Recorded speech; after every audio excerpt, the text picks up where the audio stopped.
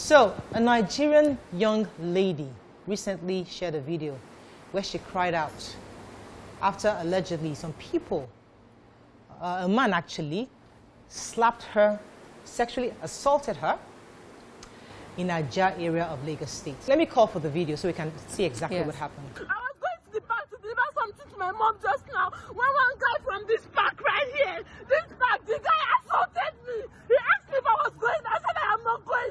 The next thing, this guy started pressing on the road and hitting my hand. When I slapped the guy back, the guy started beating me. He fell me on the floor and hit my neck. He was pressing my neck. He almost strangled me here. And everybody here, all these men you see everything. Look at what I was going to deliver to my mom.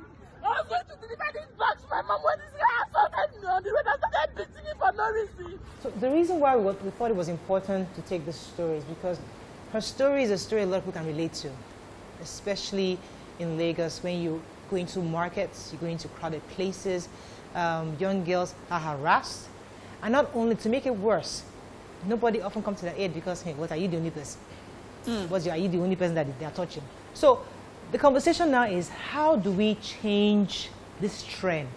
I just think it's so sad that nobody came to her aid. Nobody. And what am I going to... Because I would react the same way. If you touch my breast, I will slap you. Get out. It's my breast, not your own. What gives you the right? So what we have to do now is address those people that watched him beating her. Good. And do nothing about it. The audacity that we have accepted in our society for men to feel like they have a right to hit you. What do you mean? You look like you are interested. She said no. And then when things escalate, we look away. And we didn't used to be like that, but we're gradually going to that point where people just mind their business so much to the detriment of it could just be you tomorrow. It could be your daughter tomorrow. It could be your sister tomorrow. If something is going wrong, speak up. Even if there's no police officer or somebody there that you can shout out to, go there and say, why you they beat them? What till you do you? But that's the society we grew up in. We don't mind our business. That's the way we are. We raise each other up. We protect one another. But we're losing that. So you see people go around, they'll just carry their phone, record what is happening, but they don't speak up.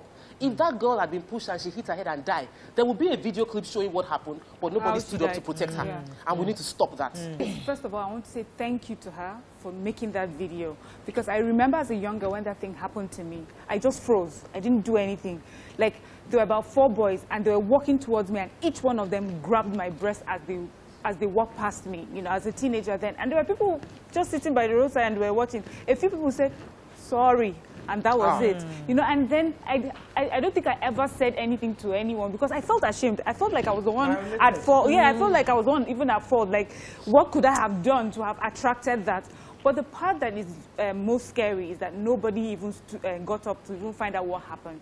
At least even if you were not aware that he touched her, but to see someone beating up somebody else, you should have gotten up. There was a gentleman that I know that used to do our curtains back then. He used to work in Joshua Market. And I don't know, when he came to install one of our curtains back then, he was having this kind of conversation.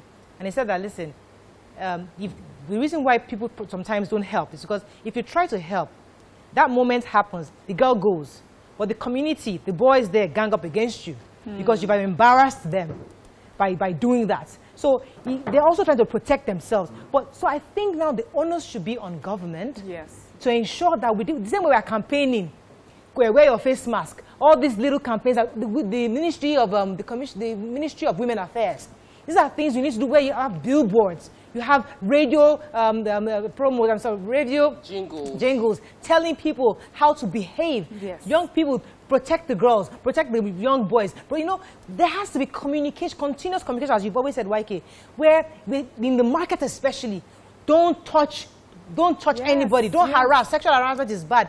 These are the kind of communication we should have at market because it is very prevalent in our market. You know, the same way we give out rice to all the palliatives, give out pepper sprays to young people. In the market, you have to empower. Pepper spray is not even allowed.